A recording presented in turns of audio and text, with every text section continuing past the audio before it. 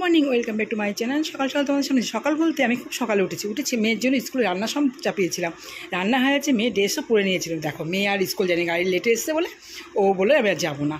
চলো তোমাদেরকে শেয়ার করছি কি সকাল থেকে কী কী কাজ হচ্ছে, সব ওগুলো তো আর দেখাতে পাইনি। এখন রান্না চাপিয়ে দিয়েছি, সবজি কেটে এখানে আলুটা বয়েল বসিয়ে দিয়েছি, মানে আলু পটলের ডালনা হবে। আর এখানে পটল ভাজাটা বসিয়ে দিয়েছি।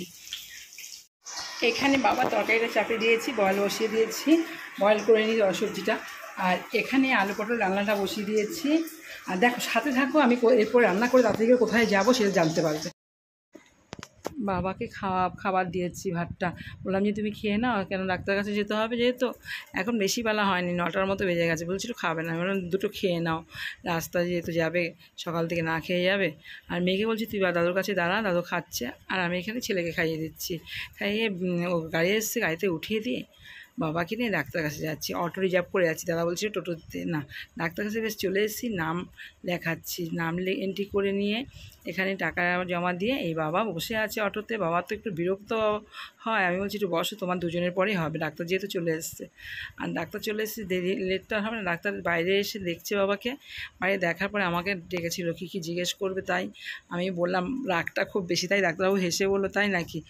আর ডাক্তারের দেখি ওষুধ টষুধ নিয়ে নেওয়া হচ্ছে। দাদা তার পাশে দাঁড়িয়ে আছে, দাদাকে বললাম দেখ টাকাটা হিসাব করে দিয়ে তারপর চল। আমরা বেরিয়ে গেছি, ডাক্তার দেখানো হয়ে গেছে, বেরিয়ে গেছি।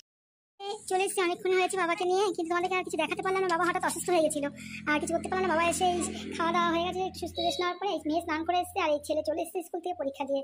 এখন আমরা সবাই খাওয়া দাওয়া করবো।